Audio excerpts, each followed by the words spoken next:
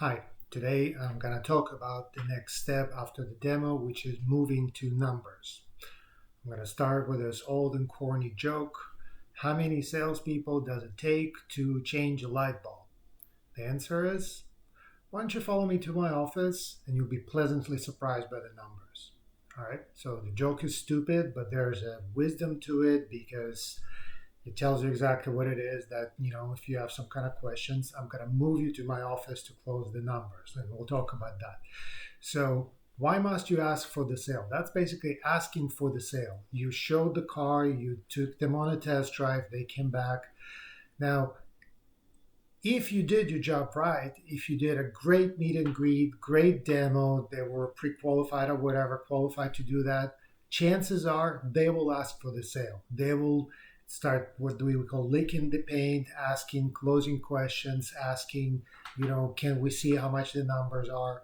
And, again, if you did your job right and everything lines up perfectly, it's going to work out by itself. But maybe you didn't do your job right, or maybe just there's it's a situation. Maybe some people are just shy. Customers are shy. Customers could be scared.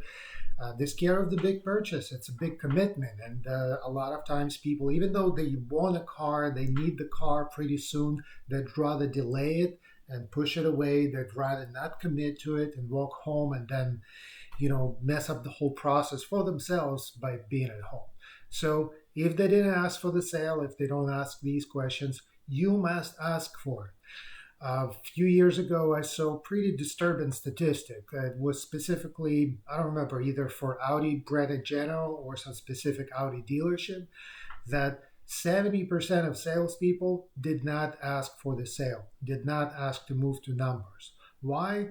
Well, there's this, maybe it's not new, but there's this movement. We're going to be super helpful and we're not going to be pushy. Okay, I'm all for that. I don't want to be pushy, and I definitely want you to be helpful to your clients. But this is something that you must do. Now, it doesn't mean you have to sell them a car. It just means that you have to give them a chance to say yes and move to the next level, or at least get close to the next level. So how do you do that? How do you ask them to move the numbers? How do you navigate this process?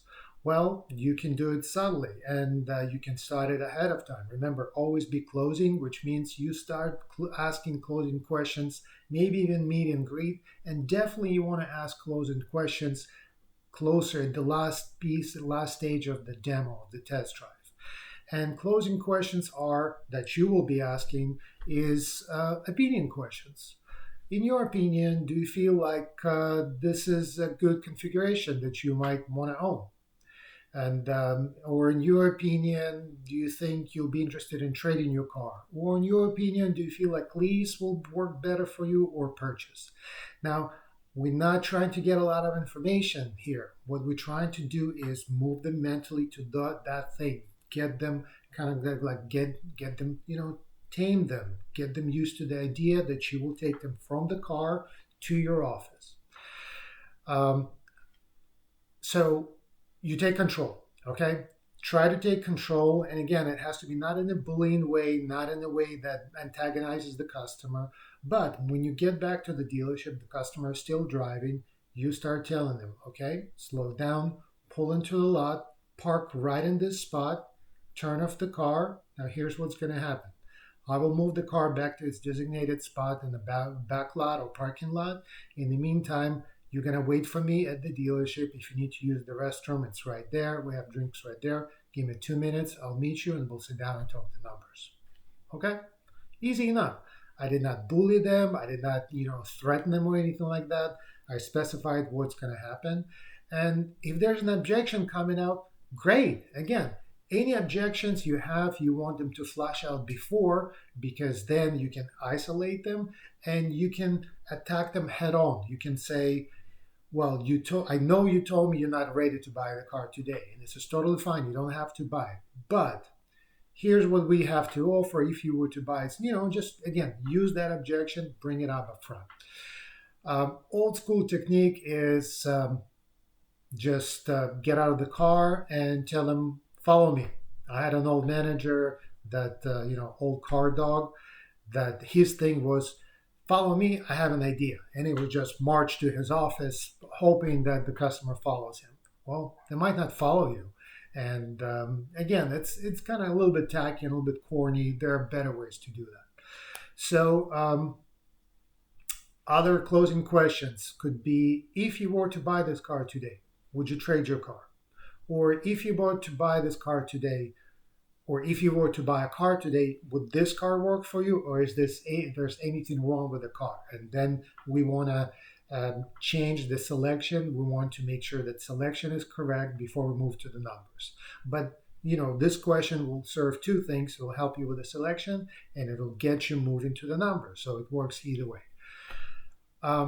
Sometimes you can just play stupid. And that works a lot of times. If you just, maybe you knew, or you like to act like you knew, which is great, by the way, and just you like simple process. You don't talk a lot. You came back from a test drive. You parked the car, and then sometimes we'll ask them, well, what do we do now? What do you want to do now? Because I know, based on their questions and based on what I know, I can feel they want to see the numbers. Or if they came on this specific car, what do you want to do now? You test drove it. What do you want to do now? And they're going to want to go and see the numbers. In this stage, or maybe a little bit before, it's a good idea to flush out, again, some objections that are more specific. For example, they might want this car, but they don't have the time. A lot of times, customer will use it as an excuse to get out. This way, you can flush it out. For example, so we test drove the car, looks like you like it. If numbers work out today, do you have the time to finalize everything and take it home today? Or it looks like everything works for you. If we can work out the numbers, is there anybody else that needs to be involved in the transaction? Like you told me that your wife will be driving the car. Would it be important to get her input on this transaction?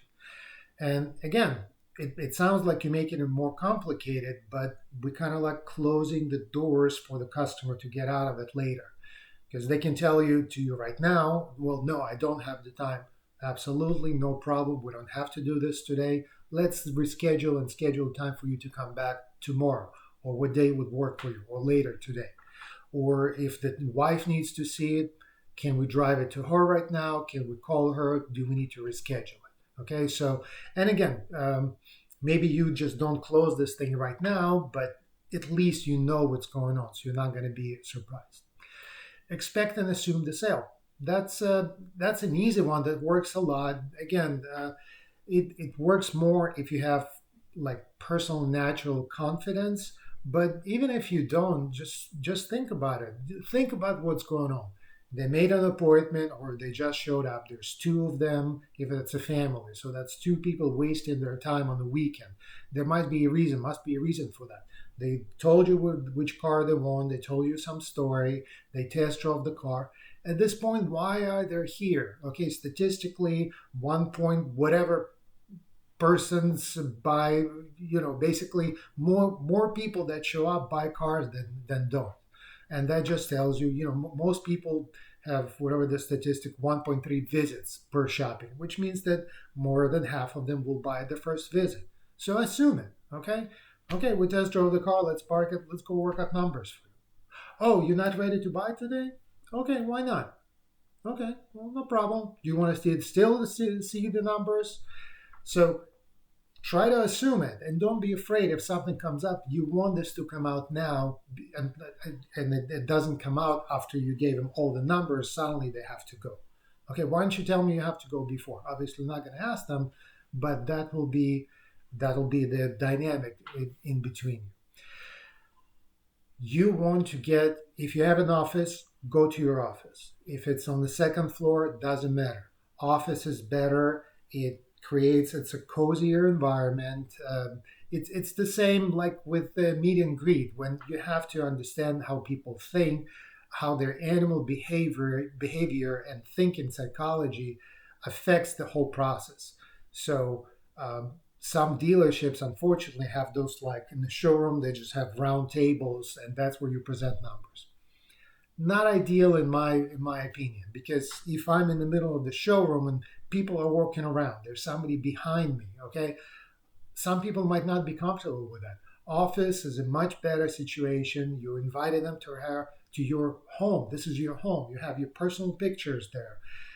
You have nice desk. We sit down. We sit it down at the desk. There's a reason we sit it down at the desk. Okay, it's not just we're just standing outside in the showroom. Harder for them to get out. Easier for them to just sit there. And if you say, okay, I need to go get the numbers. If you need to go to the desk, and they're just more comfortable there. Really important. It should be done when you log. When you bring the car customers in, when you greet them. It definitely should be done before meet and greet. But if none of that happens, somehow it happened that you sitting down, they want to get numbers, they should be logged in by now, okay? If they don't give you your name and their phone number and email, there are no numbers. Okay, what are we doing right now?